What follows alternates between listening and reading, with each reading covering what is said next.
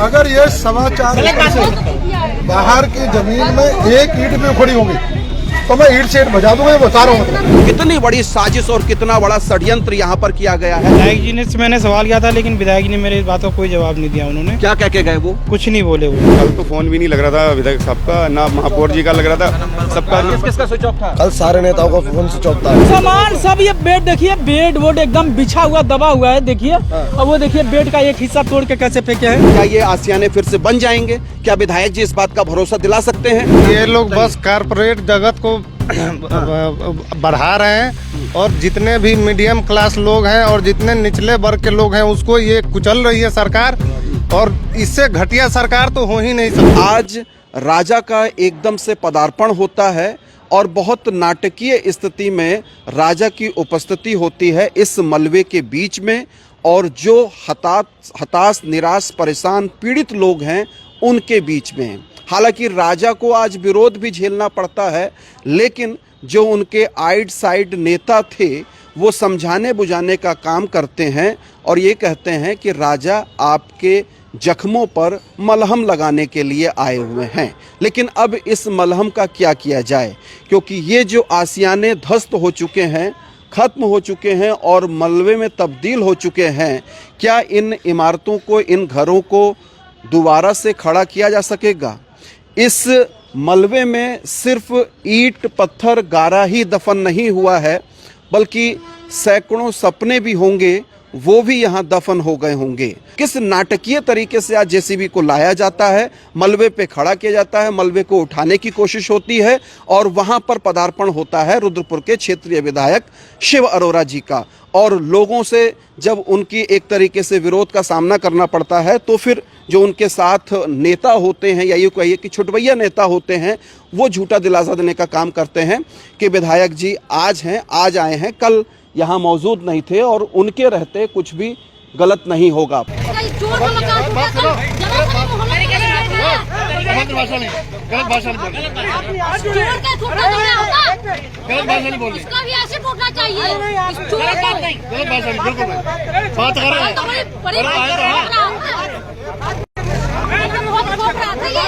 चुप रहो, हम बात करेंगे विधायक भैया ऐसे टूटेगा, अपने आप करेंगे, विधायक जी आएंगे ना फैसला करेंगे। बहुत ज्यादा पंगा मत। अरे मेरी बात सुनो, ये रोडवेज के वर्कशॉप का हिस्सा है और उसके जस्ट बगल से आप देखेंगे कि वो मॉल बन रहा है रोडवेज के अंदर, जो किसी कपूर साहब हैं दिल्ली के ठेकेदार, उनके लिए उनका जो है काम इसमें बताया जाता है। कल बनेगी एक कमेटी। हाँ ये सही है। कल कमेटी बनके पूरा इसका मेजरमेंट करेगी तुम्हारे लैंड। हाँ कितनी जमीन है तुम्हारी? 4.25 एकड़। 4.25 एकड़ है।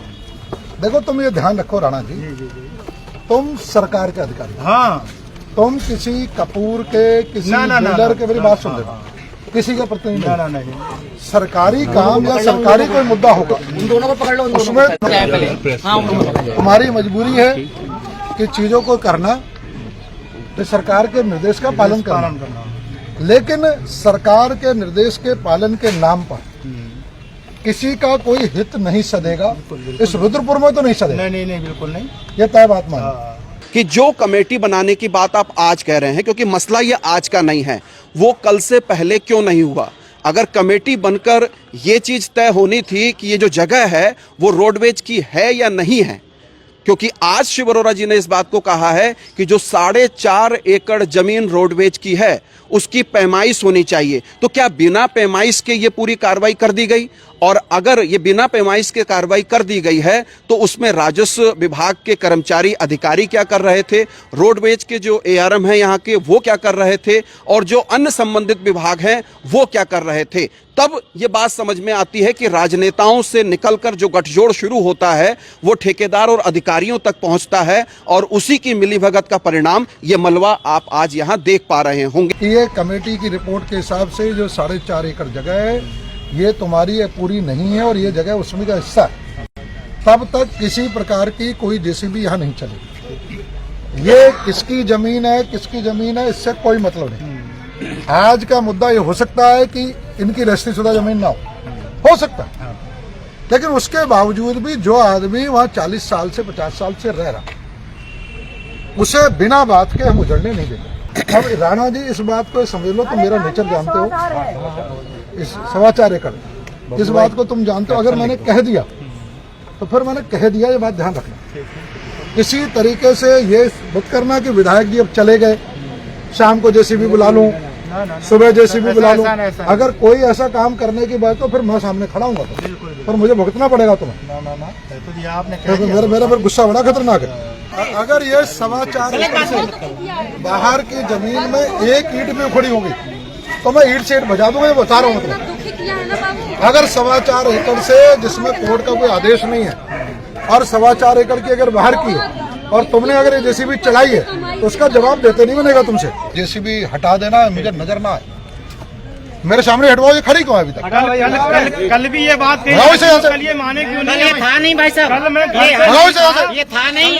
ये काम पहले भी हो सकता था, टूटने की इतनी जल्दबाजी क्या थी? ये 4 दिन बाद 10 दिन बाद भी टूट सकता था, कुछ और मोहलत दी जा सकती थी। बिल्कुल अमानवीय तरीके से हिटलर शाही दिखाते हुए प्रशासन इस हठधर्मिता पर उतरता है कि आते ही के साथ आनन फानन में ये आसियाने तोड़ दी जाते हैं। ये लोग भी तो आखिर इंसान हैं। अगर माना कि गलती है, सरकारी जगह पर है, नजूल की जगह पे हैं या रोडवेज की जगह पे हैं, ये बात की बात है, लेकिन इंसान पहले हैं। और इंसान होने के नाते इनको भूख भी लगेगी, इनको प्यास भी लगेगी, इनको तकलीफ भी होगी, इनके घर में भी बच्चे होंगे, बुजुर्ग भी होंगे, महिलाएं भी होंगी, तमाम तरीके की दिक्कतें होंगी। और उन दिक्कतों का कभी कोई उसकी व्यवस्था प्रशासन ने क्यों नहीं की? कल से लेकर आज तक कोई व्यवस्था नहीं की गई है।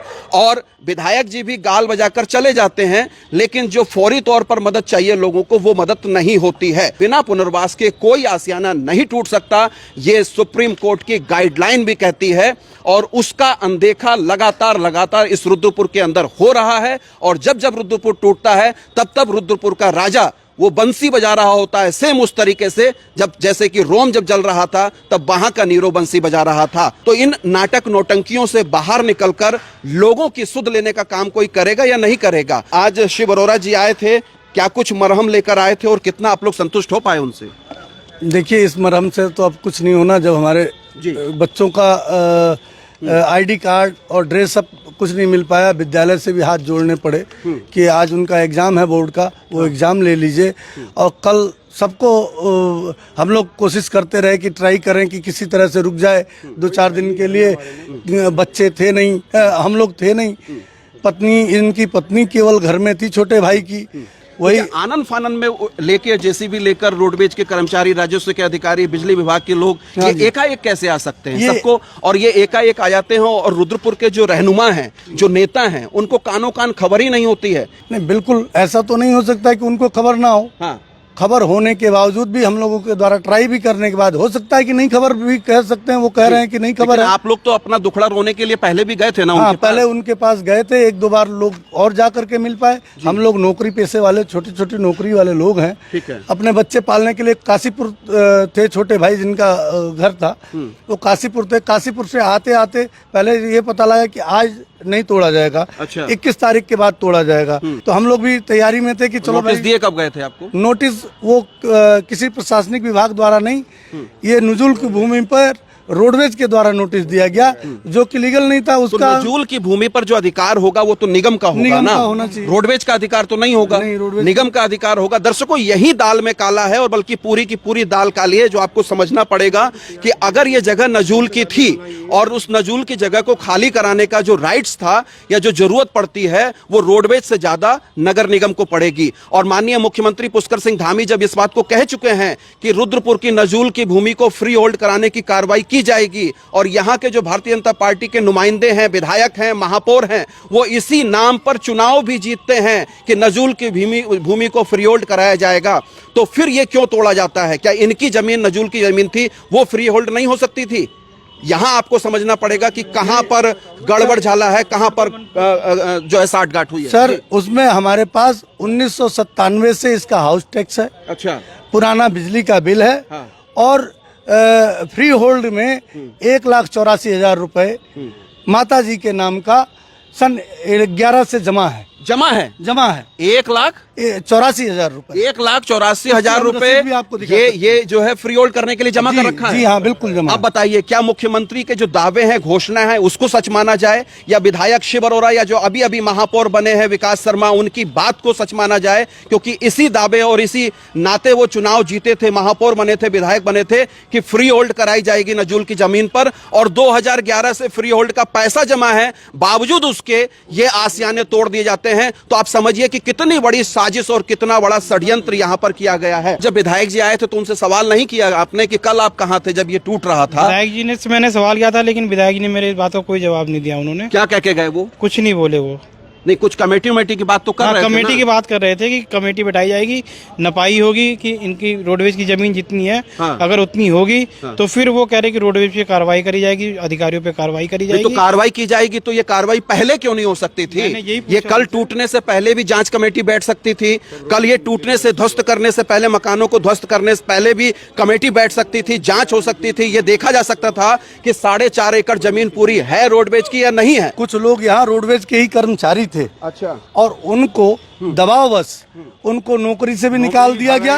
अच्छा, उनको कि आप अपना मकान हैंड ओवर करिए और आप यहाँ से जाइए, अच्छा। और नहीं जाने पर हम आपकी नौकरी भी खा जाएंगे, आपके पैसे नहीं देंगे। कईयों की नौकरी खा गए और कईयों के मकान उन्होंने जबरदस्ती ताला आकर के लोग किया कि हम तुम्हारा पीएफ फंड का पैसा नहीं देंगे, और वो बेचारे लाचार होकर के 2-3 साल से उनका पीएफ फंड का पैसा नहीं मिला। 6 साल से मेरे डैडी को भी रेस्ट्रिकेट कर रखा है रोडवेज से, और जबरदस्ती कपूर बार बार बुला के बोलता है कि अपने हमारे हैंड ओवर कर दे। कौन है ये कपूर? कौन है? ठेकेदार हैं। अच्छा, कहाँ का रहने वाला है ये दिल्ली का है कहीं का, मगर हमें नहीं पता कहाँ। मेरे डैडी को 2-3 बार बुला के बोला है कि हमारे मकान हैंड ओवर कर दे तो नौकरी मिल जाएगी, वरना सब कुछ बेकार हो जाएगा।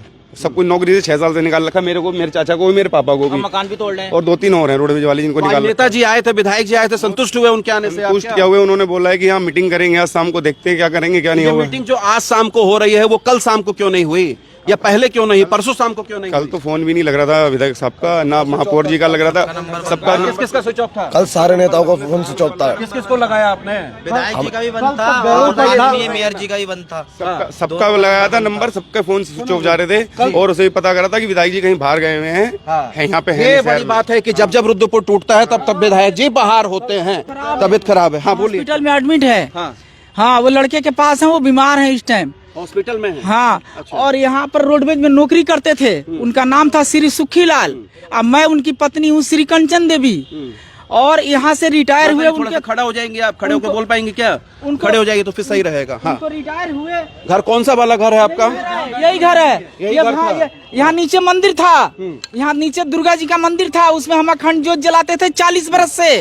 वो पूरी मंदिर तोड़ दी, पूरे झंडे का फाड़ फूड़ के लेट जेसीपी से सब कैसे कर दिया है। और वहाँ पर मैं खड़ा होकर मैं कह रही थी, कह रहे हैं झूठ मूठ का कह रहे हैं कि ये तो सुखीलाल जी हम लोग को हैंड ओवर कर दिए हैं अपना मकान, खाली झूठ मूठ। हाँ, यारम साहब, कौन कौन अधिकारी आए थे तो उनसे अधिकारी से यारम साहब कह रहे कि ये तो सुखीलाल जी अपना मकान हैंड ओवर कर दिए हैं और ताला लगाकर भाग गए हैं पूरब। हमारा ये पैर से देखिए खड़ा नहीं हो पा रही हूँ अभी भी, इसलिए बैठी थी। तो वो हमारा इलाज कराने के लिए लड़का ले गया था, तब थोड़ी इतनी खड़ी हो रही, नहीं तो भाई पैर में बहुत दर्द था। और इस तरीके से करके ये पूरा कहीं और जगह मकान है आपकी? ना, घरे मकान ही कहाँ है, सब सामान रोड पर फेंका हुआ। वो देखिए बेड बहू का, उसको उन्होंने तोड़ दिया, सामान निकालने भी नहीं दे रहे थे, नोटिस भी नहीं दिया। हम यहाँ थे ही कहाँ, हम थे नहीं ना, मैं नहीं थी, हमारा कोई नहीं था। ताला लगोते दवा कराने गया था लड़का, बहू लेके मेरे को इलाज कराने गए थे। हम तो कल ही आए। सामान सब दब गया है? हाँ, सामान सब, ये बेड देखिए, बेड वोड एकदम बिछा हुआ दबा हुआ है, देखिए। और वो देखिए बेड का एक हिस्सा तोड़ के कैसे फेंके हैं, वो देखिए। तो इस तरीके से ये दादागिरी, अरे ऐसा कहीं नहीं होता है। ये इतना गलत ये कर रहे हैं, मतलब ऐसा कहीं नहीं होता। मोदी जी के राज में तो बिल्कुल नहीं होना चाहिए ये काम जो इन्होंने किया है। तो उत्तराखंड में किसका राज है? उत्तराखंड में भी तो मोदी जी का ही राज है ना, हाँ, उन्हीं की पार्टी की। हाँ, उन्हीं की पार्टी की सरकार है, दिल्ली में भी उन्हीं की पार्टी की सरकार है। तो फिर ऐसा क्यों हो रहा है, क्यों हुआ? पूछा नहीं आपने? आज विधायक जी आए थे, उनसे नहीं पूछा क्या शिव अरोड़ा जी आए थे? शिव अरोड़ा जी आए थे तो उधर बिजी थे, मैं यहाँ बैठी थी और मेरा नहीं खड़ा हुआ जा रहा था, वहाँ पर वो थे। कितने साल से हो यहाँ पर आप? देखिए 40 बरस मेरे आदमी तो इसी रोडवेज में नौकरी किए, और 17 बरस उनको रिटायर हुए हो गया। अब आप जोड़ लीजिए हमको कितना बरस हो गया। अच्छा, परमानेंट थे आपके हाँ, पति? परमानेंट थे, इसमें मजदूर थे। एक चीज लेकिन ये आता है कि देखिए, जब परमानेंट थे रोडवेज में, हाँ। तो कुछ ना कुछ उनको मिला होगा पैसा। हाँ, वैसा जब- रिटायरमेंट के पैसे से तो ये घर बनाया था। ये जमीन रोडवेज की नहीं होकर नजूल की होती है, निगम की होती है, तब आप क्या करेंगे? क्या ये आसियाने फिर से बन जाएंगे? क्या विधायक जी इस बात का भरोसा दिला सकते हैं?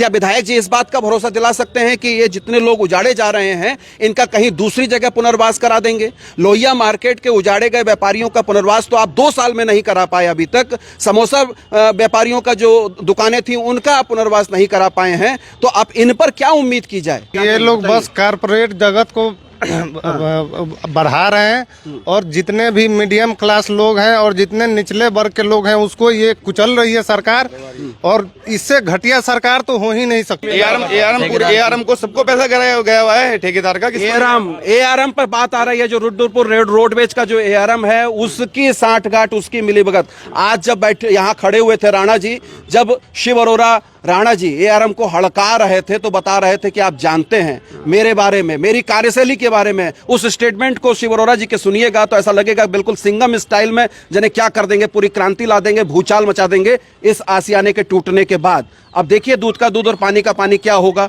जो भी होगा। लेकिन क्या ये मकान दोबारा बन पाएंगे, लोग यहाँ पर रह पाएंगे, या इनके हिस्से कुछ आ पाएगा, ये बड़ी बात है। गरीब लोगों को दबा के, धमका के, उनको डरा के, उनसे जो है कुछ लोगों से किसने डराया धमकाया? रोडवेज वालों ने। रोडवेज वालों ने हमारे पैसे रख लिए, किसी को टर्मिनेट कर दिया, किसी को रिटायरमेंट के पैसे रख लिए, 2-3 लोगों को टर्मिनेट कर रखा है कि हमारी जगह है, खाली करो, और जगह का कहीं से कहीं तक कोई वो नहीं है। कौन दोषी हो सकता है इसके पीछे? एआरएम दोषी है? कौन दोषी है इसके पीछे? अब हम क्या बताएं, अब रोडवेज ही दोषी कहेंगे। रोडवेज दोषी? रोडवेज दोषी है जी। और ये मकान आपका है? हाँ, ये आप लोग स्टे लाए हुए हैं? हाँ, हमारा स्टे है, इसलिए हाँ हम लोग बच गए। आपको था कि पहले से ऐसा हो सकता है? परेशान करने में लगे हैं। कब से परेशान कर रहे हैं? 19 से तो इनको टर्मिनेट कर रखा है। अच्छा। हाँ, 5 साल हो गए, कोर्ट में केस चल रहा है, वहाँ भी साजिशें चल रही हैं, इधर भी साजिशें चल रही हैं, सब पूरा प्रयास तो स्टे कब लेकर आए आप लोग? हमारा स्टे चल ही रहा है। चल ही रहा है? हाँ, 2023 का शायद हम लेके आए, मतलब चल ही रहा है जब से। हाई कोर्ट से। तो ये बड़ा सवाल है दर्शकों कि जब इसी जगह के लिए, देखिए ये 4 कदम का फासला है, इधर वाले मकान ध्वस्त कर दिए जाते हैं और ये मकान बचा हुआ है क्योंकि कोर्ट का स्टे है, तो कोर्ट के खिलाफ नहीं जा सकते। तो अब ये गरीब आदमी, आखिर हर आदमी कोर्ट तक, कचहरी तक कैसे पहुंचेगा? ये जो प्रशासनिक व्यवस्थाएं या कानूनी व्यवस्थाएं इतनी जटिल हैं, वहां तक आम आदमी का पहुंचना बड़ा मुश्किल होता है। अब क्या फरियाद लगाना चाहेंगे, क्या कहना चाहेंगे? आज तो विधायक जी भी आए थे। अब यही कहना चाहेंगे कि हमारी आवाज गवर्नमेंट तक पहुंचे, गरीब लोगों की सुनवाई हो, और जो ये हमारे घर उजड़े हैं इनको रोका जाए, इनको कुछ जो उचित मुआवजा इनको दिया जाए ताकि ये अपना फिर से झोपड़ी डाल के गुजारा बसर कर सकें। और ये इतने गरीब लोग हैं, इनके इधर ये हालात हैं कि अब इनके पास कहीं और रहने के लिए जगह नहीं है। तो रात कैसे कटी आप लोगों? बच्चे उच्चे लेके कहाँ गए थे? सड़क पे सो रहे हैं लोग, क्या करे? अब किसी का घर टूट गया है तो वो कहाँ जाएगा? रोड पे सोएगा। अब जो जिन लोगों ने तोड़वाया वो तो पैसे वाले हैं, अब गरीब आदमी कहाँ जाए? हमारे पैसे जमा हैं, पर इन्होंने हमारी फाइल ही रोक ली। अच्छा। हम जाते हैं नगर पालिका में, कहा जाता है आपके आगे पैसे जमा नहीं होंगे क्योंकि आपका आगे चल रहा है। फ्री होल्ड की फाइल जमा है? जमा है, इनकी जमा है, इनकी जमा है। हमने 25% भर रखा है 2012-13 से। 2012 से पैसा जमा है? हाँ, 11 से पैसे जमा है जी। आपका बर्थ यहीं का है? हाँ, मेरा बर्थ यहीं का। बर्थ यहीं का। कितने साल से आप हैं यहाँ पे? हम लोग 35 साल से यहाँ 35 साल से 40 साल से यहाँ पर हैं। 4-4, 5-5 दशक। बच्चे बड़े हो गए, शादी होकर आए होंगे, पढ़े लिखे, यहीं कई लोग इस दुनिया से रुखसत कर गए होंगे, और आज जाकर ये मंजर, ये आसियाने खत्म कर दिए जाते हैं। कितने सपने यहाँ दफन कर दिए होंगे इस खंडर के अंदर। लेकिन जब साजिशें होती हैं, ठेकेदार जिसमें शामिल होते हैं, राजनेता जिसमें शामिल होते हैं, और प्रशासनिक षड्यंत्र जिसमें शामिल होता है, तब मंजर ऐसा ही होता है जैसा लोहिया मार्केट का हुआ 2 साल पहले, और ठीक 2025 कल 18 मार्च। बाकी आप खुद तय करिए, वोट देते रहिए, वोट देना आपका काम है, बाकी अपने आप तय करिए। अब मैं क्या बोलूं, बोलने के लिए मेरे पास कुछ नहीं है।